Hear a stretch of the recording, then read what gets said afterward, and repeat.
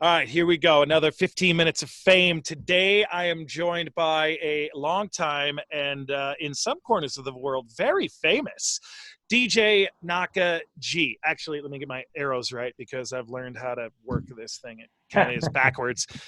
Anyway, DJ Naka G. Man, he's been around the world with his craft of DJing. He's been with the Olympics. He has been with places in the Western United States. He lives in Aspen, Colorado. He's open format, and he can also do specialty parties. DJ Nakagawa, who are you, and what haven't you done?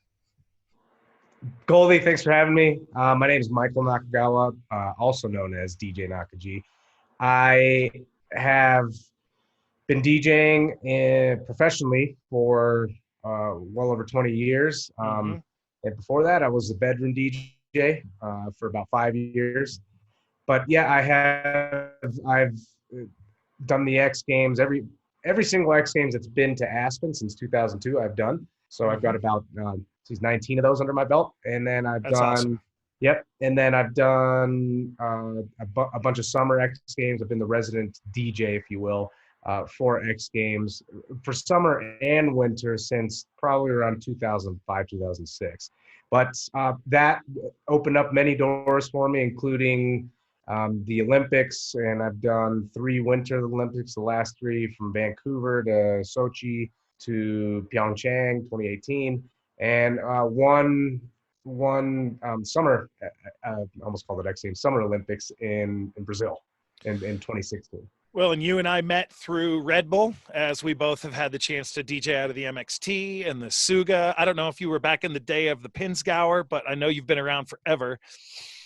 MXT, sure, not you said Pinsgauer? The Pinsgauer was the first, and then the Suga came along, and then there was some peppering of others, like the bus in Chicago and all these other like fire trucks peppered around the world. But the MXT, she was basically what everybody knows.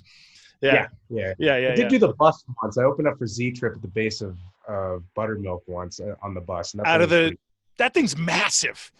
Yeah, it was incredible. They brought it on like on the snow, and it was awesome. It was really That's cool. rad.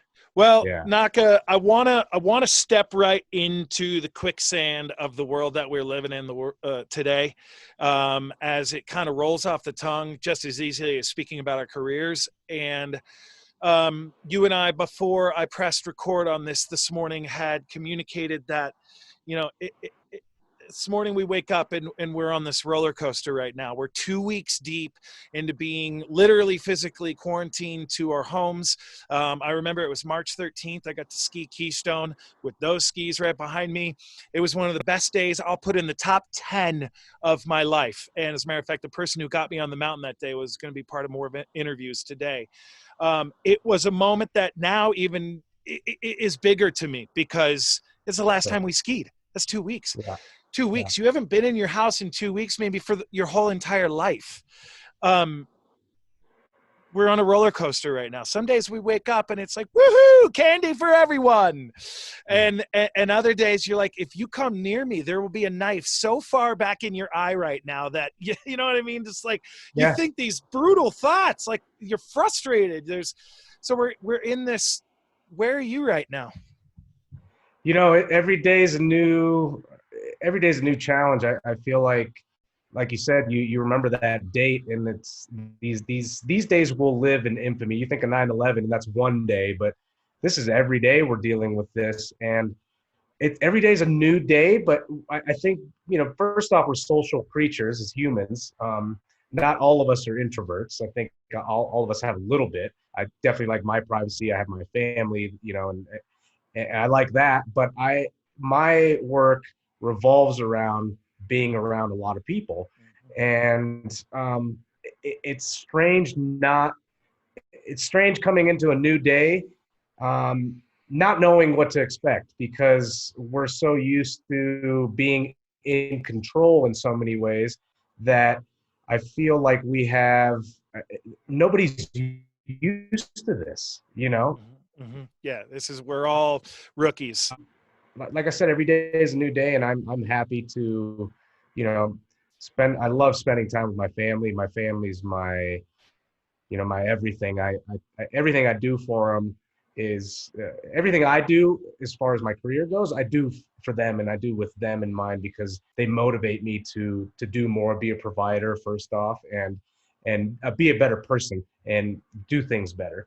You So know, that's something maybe the general public, if they don't know you personally as much as I've had a chance to be around you in my life, is that you're not just a DJ who's in his youth 20s or somewhere starting out his 30s. He's just like, dude, I don't care. I just need a couple of gigs and I got everything for my beer and my weed and all that. You know what I mean? You literally yeah, have, how many kids do you have? Four? I have 4 kids. I have Four two teenage kids. daughters. Yeah. Two Yeah. teenage daughters, 2 sons, 7 and almost 4. And you live in Aspen. I mean, it's not like you're in Netherlands or something. Right. Yeah, I'm like a Aspenite through and through. I mean, I moved here when I was preschool age. I did all the way through high school and Mhm. left after high school, moved back in '99. And I mean, Aspen, it's in my heart, it's in my DNA, and Yeah. the whole ski town culture is part of who I am and what I do. If I put it this way, I wouldn't be in the career that I'm in right now as a DJ if I didn't love to ski and snowboard. That's just, I mean, that's about as blunt as I can get. Right now, and you bring up a point that, you know, you're living in Aspen and you've got a pretty large family, especially for a DJ, if as far as DJs are considered. And I mean, ever since I've known you, you've knocked it out of the park, right? You're bringing your kids to some of your events. You're bringing your whole family to some of your events. Real typical, as Brad J is doing the same thing with his son right now. You know, you're involving your family, where in some cultures they're like, yo, dude, get out of the booth. I'll see you when I get home. Make sure dinner's cooked. Like, what? What? You know, it's a team effort. Which brings me back to the point of these possible like roller coasters that we're going through, days that you get to have a chance to you know, be with your family, you go for a walk, days where you're like, man, can you guys just go lock yourselves in your room for a little while, because I need some space.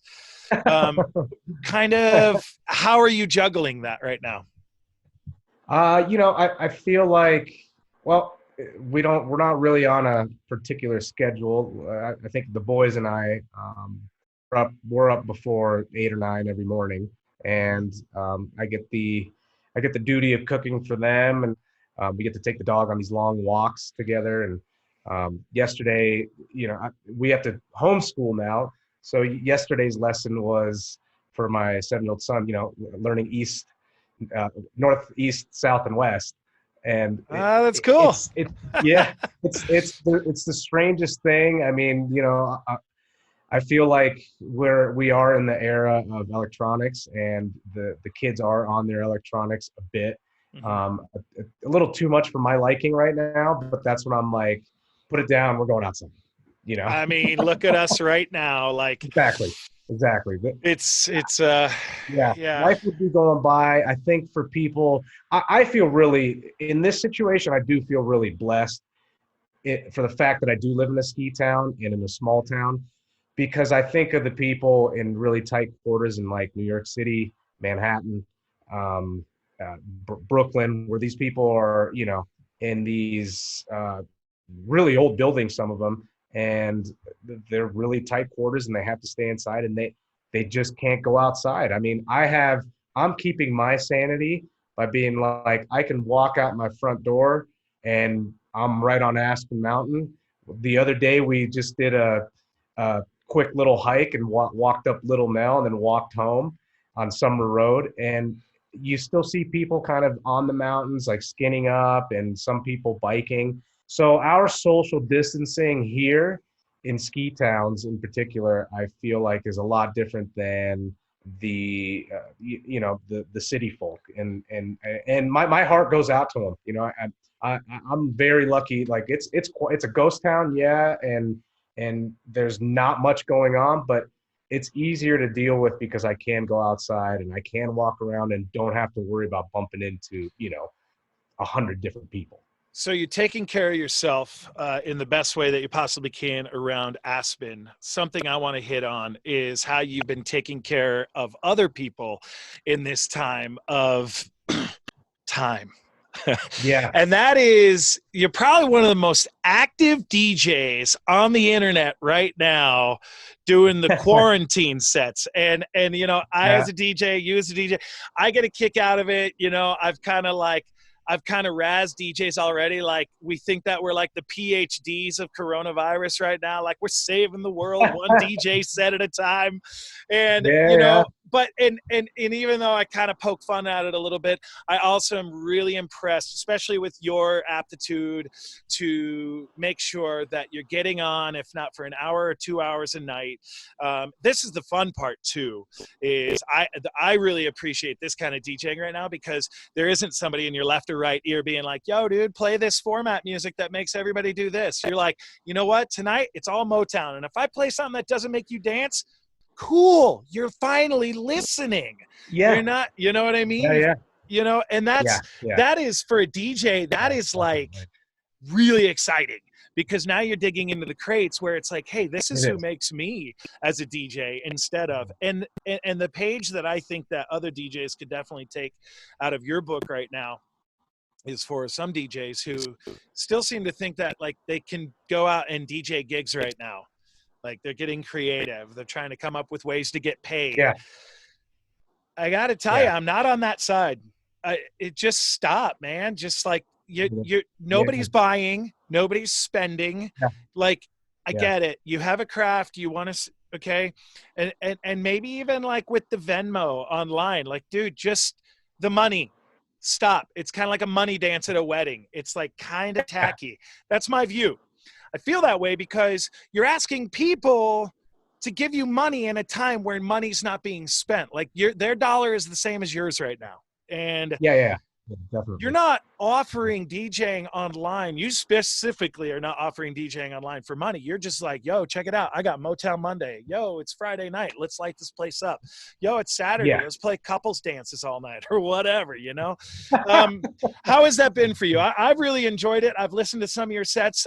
We've got about 4 minutes. Give me a 2-minute rundown on how much fun you're having with DJing right now. I'm having a ton of fun doing it. It took some adjusting for sure. Technically speaking, it was not the easiest thing, but I finally, just by chance, I figured it out. I won't get into that, but finally figured out the sound. And yeah, man, it's been a lot of fun because, well, first off, it's been like therapy. My music is my sanctuary. It really is. And every time that I've touched the decks and played a live stream, I just kind of forget about everything that's all the hysteria that's surrounding us. Being quarantined and isolated is one thing, but being quarantined or isolated with good music and being able to take myself back and take people back has been awesome. People have been loving it. For me, this is a lot. I'm not Tiesto or anything. So 1,500 views on a particular video is a big deal for me. And it did get to the point I didn't want to go out and really ask for donations. I know there's plenty of other DJs doing that. I'm okay. Like we're penny pinching and we're getting by. Like all of us. But yeah, like all of us. But a friend of mine suggested it on the actual thread and was like, hey, you guys should tip him via Venmo. What's your Venmo, Naka? And I'm like, dude, I don't know what to, you know what I mean? I didn't know how to take it. And people were like, yeah. And I was like, look, if you guys want to take care of me and send me a tip or whatever, that's totally fine. So I gave out my Venmo and I made a little extra cash. It was enough for some groceries. And people, it was $5, $10, whatever people could spare. And I totally appreciate it. I really, really do. Of course. I'm not quite there yet as far as you being like, this is my only stream of revenue. So I'm doing it because I love doing it. No. And I do feel like perfect example would be, I got a message from an old friend who met me at a couple other places, including Brazil. He travels the world. He's based in Puerto Rico. He's writing right now because he's got so much time. And he's like, he messages me and he says, I am like inspired by your music right now to write. You know what I mean? And people are like, I'm dancing with my family in the kitchen. I'm making a pizza. I'm trying a new recipe while I'm listening to you. Mm-hmm. And I mean, I don't mean to get emotional because I guess I'm just an emotional creature sometimes, but man, that really does feel good to know that I'm doing just just a little bit, and so that's why I do keep saying in my sets, we're going to get this through this together, one song at a time if we have to. It's perfect. We have 30 seconds left, Naka, and I want you to tell the world who you are one more time. Where's the .com? Where's the Facebook? Where's the Instagram? How are we finding you if we ever get out of our houses? Sounds good. Again, Michael Nakagawa, better known as DJ Naka G. All my handles on my social media are at DJ Naka G, DJ Nakag. I do have a website as well. But that's all those links are on my website, djnakag.com. Perfect. Thank you. I appreciate you much more than I appreciate the internet in this particular conversation. And that's been another 15 minutes of fame. Thank you, Naka G. We will catch up with you soon, brother.